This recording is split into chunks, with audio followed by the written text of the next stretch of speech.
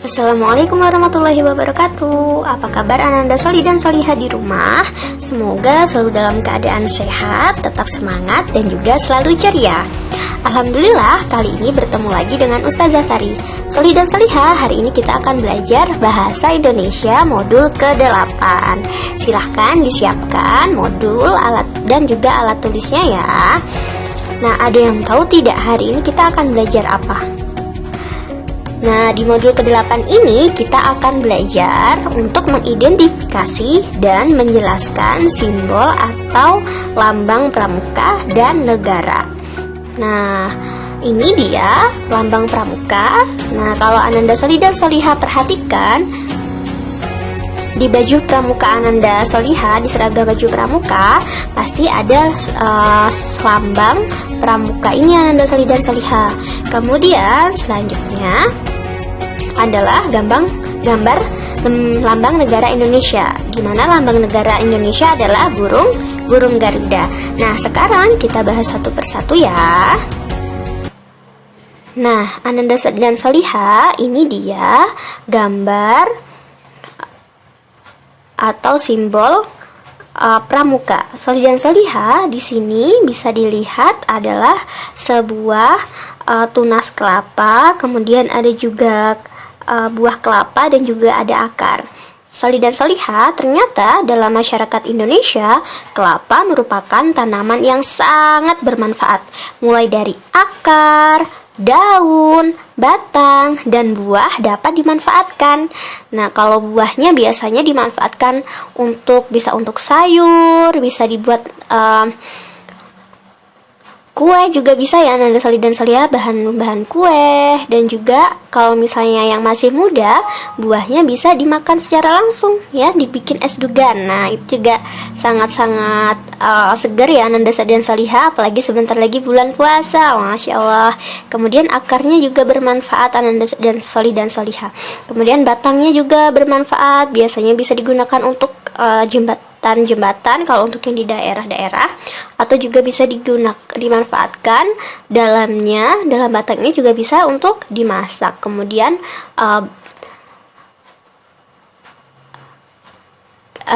ini daunnya juga bisa dimanfaatkan, biasanya digunakan untuk membuat sapu lidi Ananda Soli dan Soliha. Nah, manfaat dari kelapa ini, bagian-bagian kelapa ini bisa dimanfaatkan. Nah, ini mengapa dijadikan alasan bahwa kelapa digunakan sebagai lambang pramuka yang menggambarkan pemuda Indonesia yang berguna bagi bangsa. Nah, seperti itu. Nah, kemudian selanjutnya kita akan belajar tentang lambang negara Indonesia. Betul sekali, tadi Ustazah sudah bilang bahwa lambang negara Indonesia adalah burung Garuda.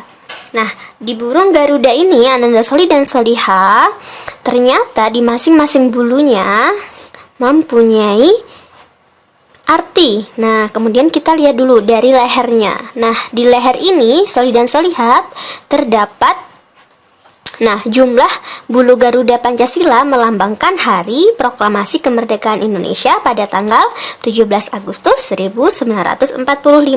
Nah, kita lihat satu persatu dimulai dari leher.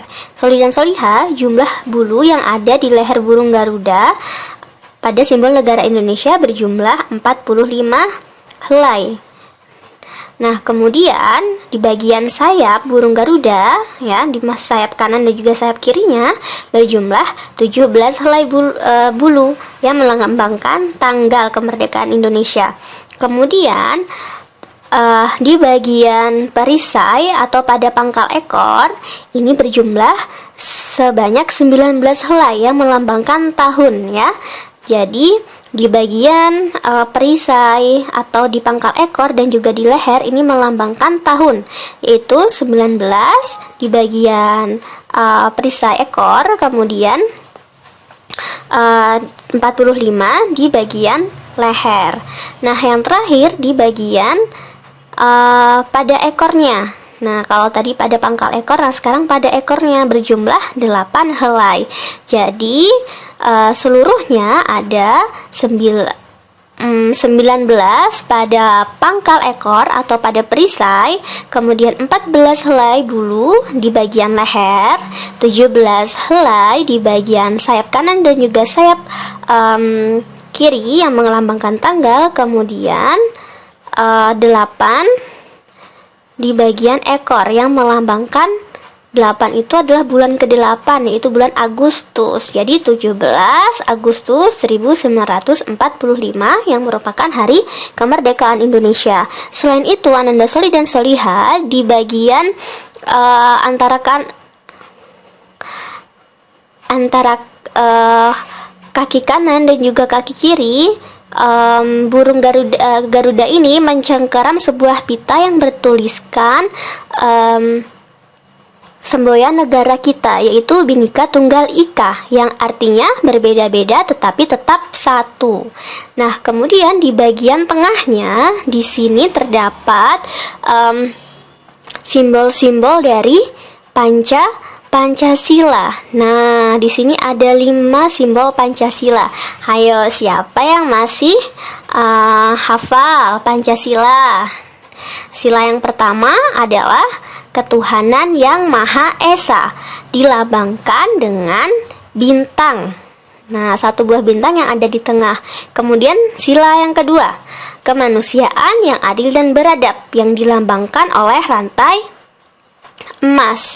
Kemudian yang ketiga, sila yang ketiga adalah persatuan Indonesia, yang dilambangkan oleh pohon beringin. Lalu sila yang keempat adalah kerakyatan yang dipimpin oleh hikmat kebijaksanaan dalam permusyawaratan perwakilan, dilambangkan oleh kepala banteng. Kemudian sila yang terakhir adalah keadilan sosial bagi seluruh rakyat Indonesia, yang dilambangkan oleh padi dan kapas. Nah, jadi ini adalah makna atau arti dari simbol lambang negara kita, yaitu burung Garuda. Ya, di masing-masing bulunya terdapat arti yang menggambarkan, yang melambangkan hari kemerdekaan Indonesia. Kemudian di bagian tengah tubuh burung Garuda ini juga terdapat simbol-simbol dari Pancasila. Kemudian di bagian kaki kanan dan juga kaki kiri, ya, burung Garuda yang mencengkeram sebuah pita